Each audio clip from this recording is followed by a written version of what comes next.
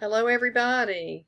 I am back to read another chapter from the Tale of Despereaux, and as you may notice, I am not in the library. Today's chapter is chapter 48, and the title of chapter 48 is On the Tail of a Rat. Have you ever had hold of the tail of a rat? At best, it is an unpleasant sensation, scaly and cold, similar to holding on to a small, narrow snake. At worst, when you are dependent upon a rat for your survival, and when a part of you is certain that you are being led nowhere except to your death, it is a hideous sensation, indeed, to have nothing but a rat's tail to cling to.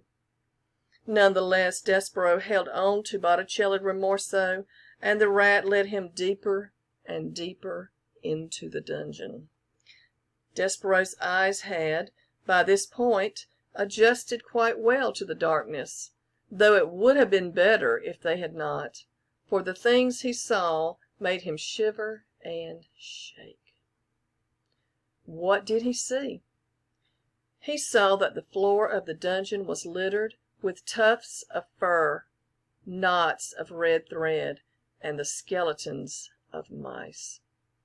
Everywhere there were tiny white bones glowing in the darkness, and he saw in the dungeon tunnels through which Botticelli led him the bones of human beings too.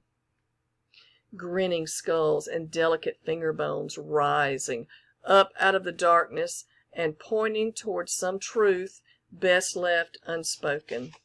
Despereaux closed his eyes, but it didn't help. He saw as if his eyes were still open wide. The bones, the tufts of hair, the knots of thread, the despair.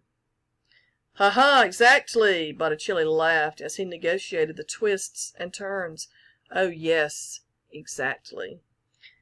If what was in front of Despereaux was too horrible to contemplate, what followed behind him was, perhaps, even worse. Rats, a happy, hungry, vengeful parade of rats, their noses up in the air, sniffing. "Mouse!" sang out one rat joyfully. "Yes, oh yes, mouse!" agreed another. "But something else, too." "Soup!" called out another rat. "Yes, soup," the others agreed. "Blood!" sang a rat. "Blood!" they all agreed together. And then they sang, "Here, mousie, mousie, mousie, here, little mousie." Botticelli called out to the other rats. "Mine," he said.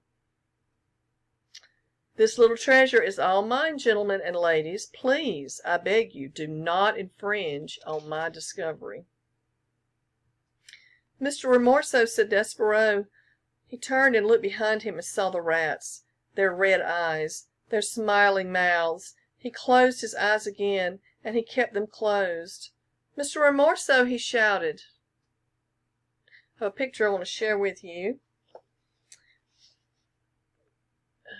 Okay, I want to get it as close as I can. The caption on the bottom says Despereaux closed his eyes. It shows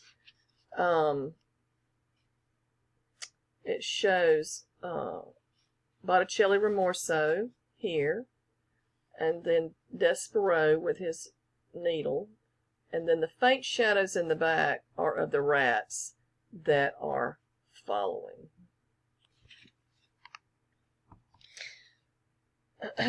"Mr. Rimorso," said Despereaux. "Yes," said Botticelli. Despereaux was crying now. He couldn't help it. "Please, the princess."